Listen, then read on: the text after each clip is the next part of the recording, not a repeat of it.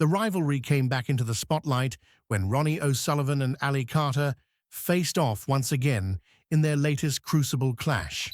And just like that, all the old tension slipped back into the room, like it never left. O'Sullivan walked into the World Snooker Championship with all eyes on him, not because of his 7 titles, but because he hadn't touched a cue since January, when he dramatically ditched it after a loss. Yes, the cue was the victim. Facing his old rival Ali Carter, the build-up hinted at fireworks. Instead, the match started with a slow burn.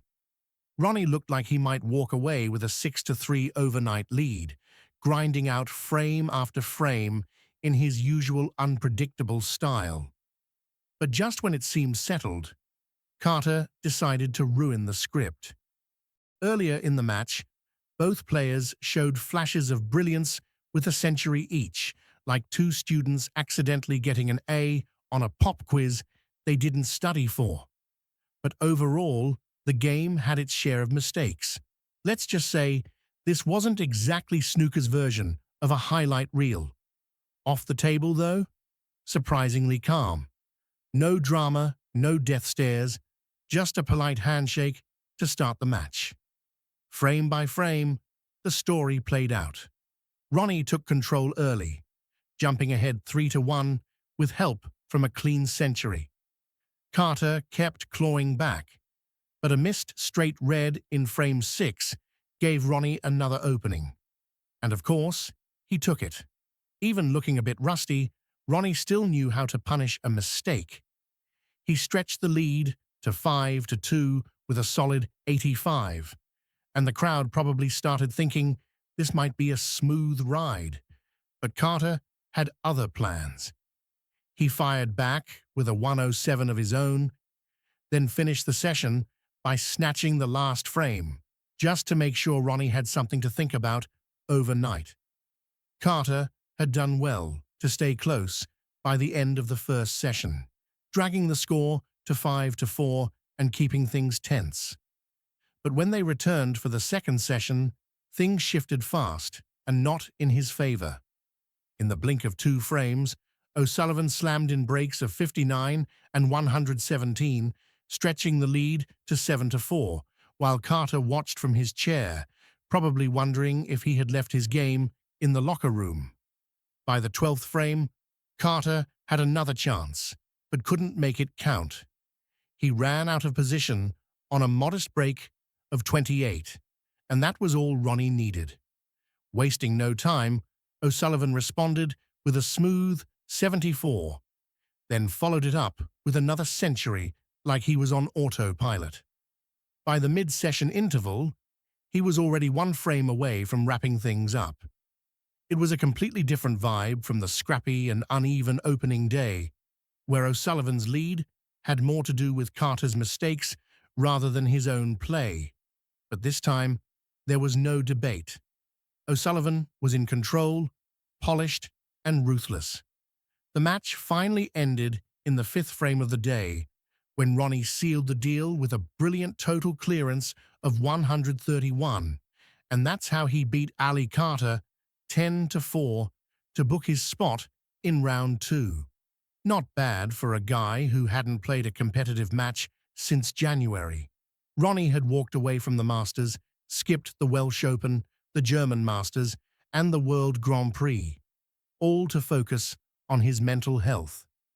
That cue-snapping moment back in January was a warning sign. He needed a break, and he took it. But now, he is back. And not just back, he called it scarily back.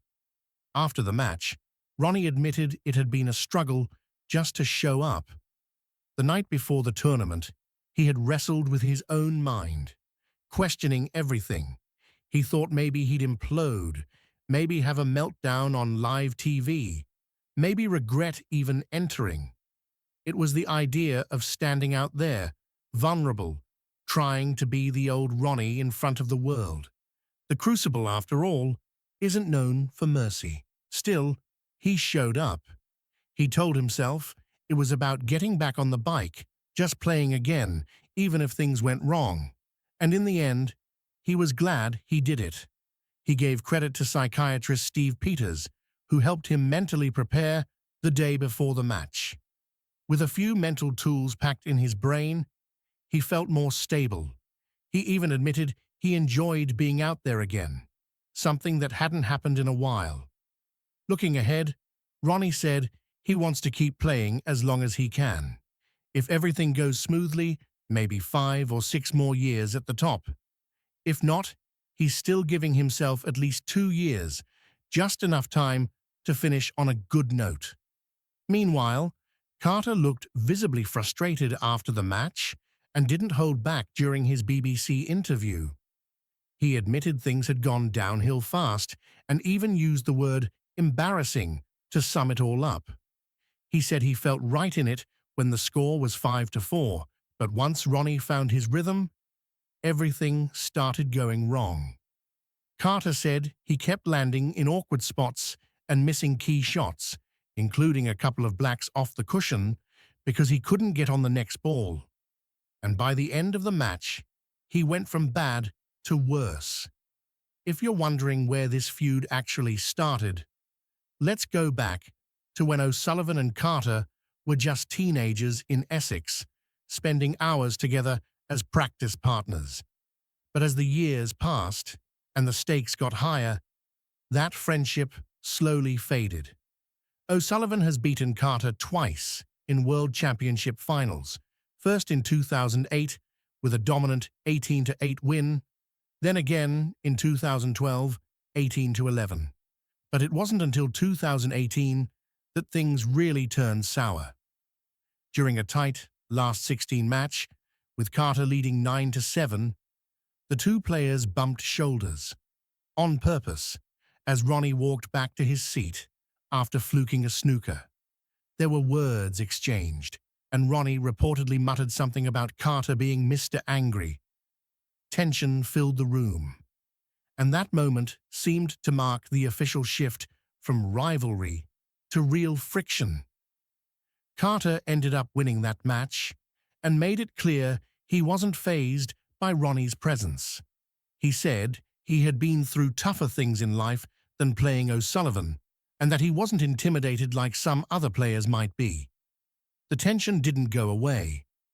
In 2020, at the Northern Ireland Open semi-finals, Carter mentioned that Ronnie had apologized for the past drama. Ronnie, however, had a different version. He said it wasn't an apology, more like a quick peace offering so they could move on and be civil at tournaments. Not exactly a truce, but more of a handshake from a distance. Their paths crossed again in the 2024 Masters final, and things were still far from friendly. After winning the title, O'Sullivan didn't hold back and told Carter to sort his life out. Carter didn't respond publicly, but the tension was clear to everyone watching. Ronnie now says he wishes he hadn't said it, but can't undo what's already out there. As for Carter, when asked about the rivalry, he kept it short with a no comment. So, what started as two teens bonding over practice tables has now become one of snooker's most simmering rivalries. Whether it's shoulder bumps, cold stares, or post-match digs, Ronnie and Carter's feud has never been short on drama. Sure, they might shake hands and say it's all fine now, but let's be honest, the air still feels frosty every time they're on the same table. But what do you think? Is this rivalry just overblown drama? Or is there still some real tension behind the cues? Drop your thoughts in the comments below. And if you want more snooker stories, click on the screen now for more content.